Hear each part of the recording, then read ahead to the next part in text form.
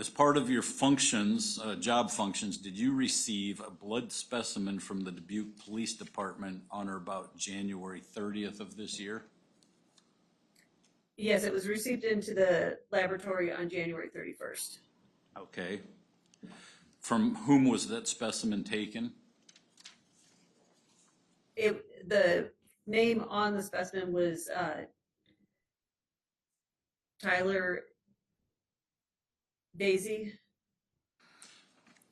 Was there an initial, well, let me go back. What exactly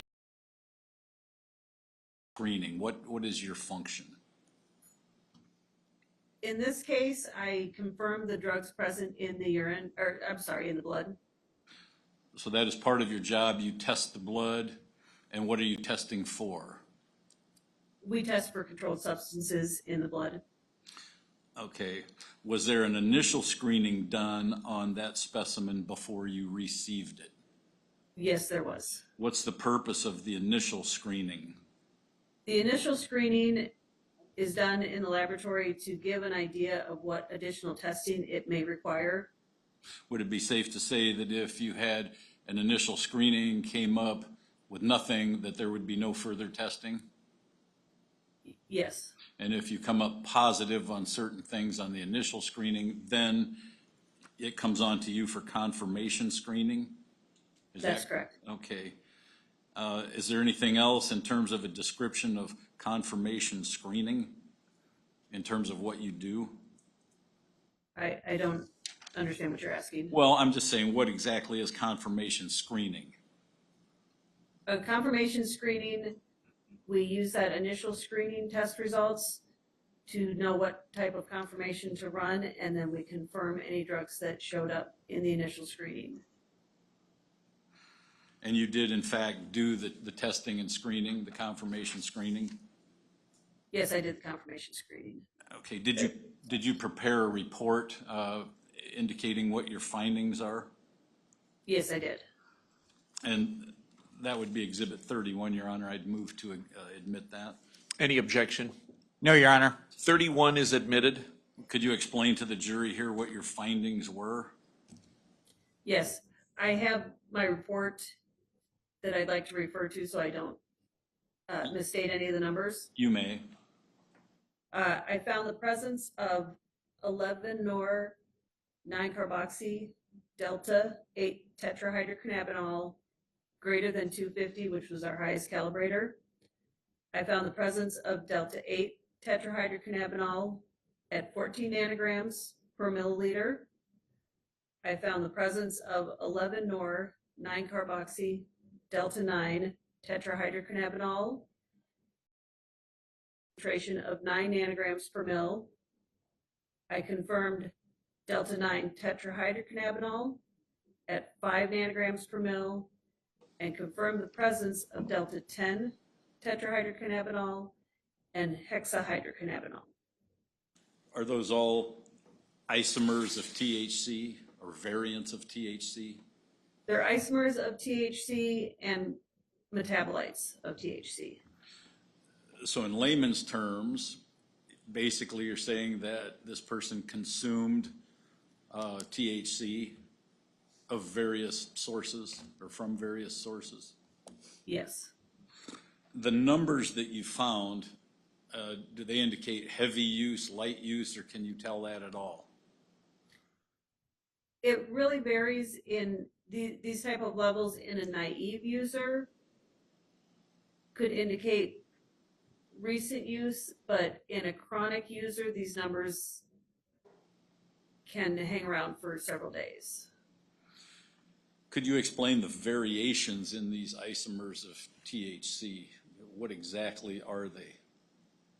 Well, there were 3 types of THC, the delta 8, delta 9, and delta 10. Delta 9 is the one that's been around the longest, that I think most of us are referring to when we say THC. There's a ring structure in the compound, and they've just shifted that double bond in that ring structure. So shifting it one way makes a delta 10, shifting it the other way makes a delta 8. Who would be doing the shifting?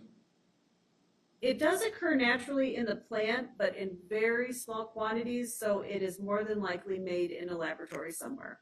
What would be the purpose in making those changes? I think originally they started changing the compound to try and circumvent some of the laws.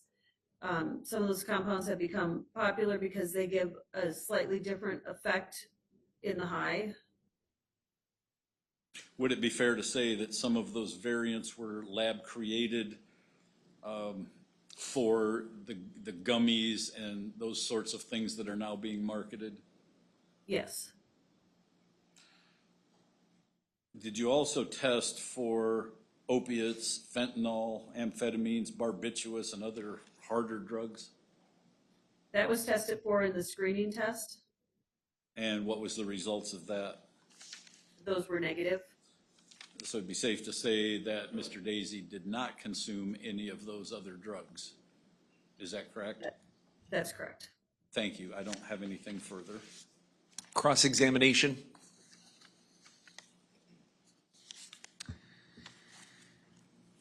How you doing today? Good. Good. So, what is the differences as far as, I know you said that there can be a difference of highs, but as far as if you mix those, is there any different effect if you're mixing the different kinds of Delta 8, Delta 9, Delta 10? They all have very similar effects, so it would be more of an additive effect. Is there any dangers in mixing those? There's no dangers per se of mixing those. There could be dangers in the amount that you would consume. And if you know, what would those dangers be? Someone can certainly overdose on marijuana. It isn't as dangerous as some of the other drugs, but they may have negative reaction. Okay. Do you know what kind of negative reactions? Just decreased mobility, decreased attention to details, changes in thoughts, mood, behavior. Okay. Is sometimes paranoia a side effect? Paranoia, anxiousness can be a side effect, yes.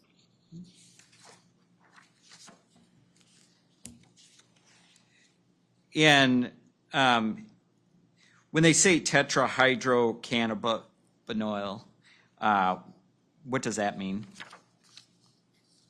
That's the compound that we're referring to as THC. It's the active component of marijuana. And is there a difference between a blood test and a urine test? Yes, there is. And what is that difference? Blood test shows what is currently in the blood. It typically has a little tighter time frame window. Urine test shows what's already been metabolized and excreted from the body. And when you say a metabolite, what does that mean? That's what the body breaks the compounds down in order to excrete them from the body. So we would call that a metabolite. And are you looking for metabolites in the blood, or are you looking for something different? We look for both metabolites and parent compounds.